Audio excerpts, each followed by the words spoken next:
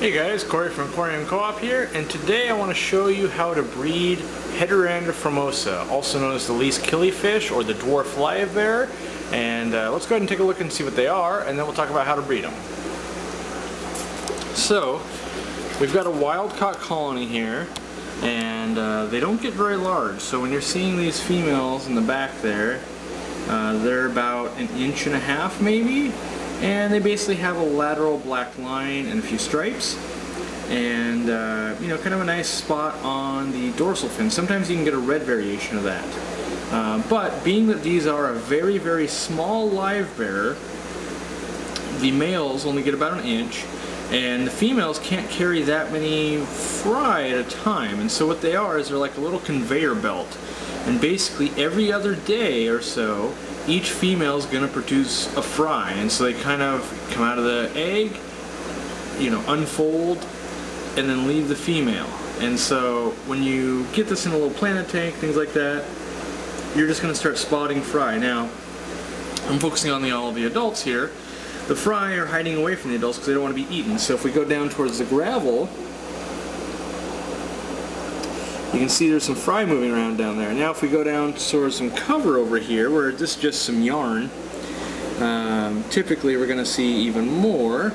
I just saw some. There's some in the back there moving around along the gravel. You can see them, and they're real small. They come out at like 1/4 inch, 1/2 inch, and that conveyor belt just keeps on going. But the more cover you give them, the better they'll do. Now these are a native to Florida, and so they do appreciate harder water. I've got them in here as crushed coral. Almost all Livebearers want harder water. But they're kind of a nice fish to make some money on because they're always cranking out. They're not readily available. They're kind of neat. They don't sell for a lot though. That's, you know, but they are fun to breed. And I generally always have these going around in my fish room somewhere just because I do enjoy them. And so yeah, if there's any questions, go ahead and leave them down below. But otherwise, you know, I recommend you pick up some of these, and you can pick them up off Aquabid or maybe a local hobbyist if you're lucky. But they are super easy to breed, and I think any of you can accomplish it, even in a 5-gallon aquarium. Obviously, the larger you give it, the better and easier it's going to be. But yeah. So thanks for watching. Go ahead and subscribe if you haven't already. If you haven't joined Team Aquarium Co-op, go ahead and go to aquariumcoop.com and check out Team Aquarium Co-op. What that is, you sign up for our newsletter. We send out weekly newsletters to you.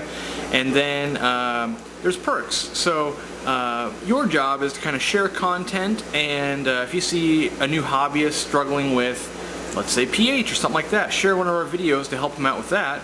And then what we do is when we get products to review and things like that, we go ahead and do the review, and then we ship them out to someone on the list. So we email one of our, you know, our Team Aquarium Co-op members, and we ask them for their mailing address. We mail it out to them, and that's kind of a thank you, because we accumulate too much free equipment to test out and review and things like that. And so this is a way we can give back to our watchers.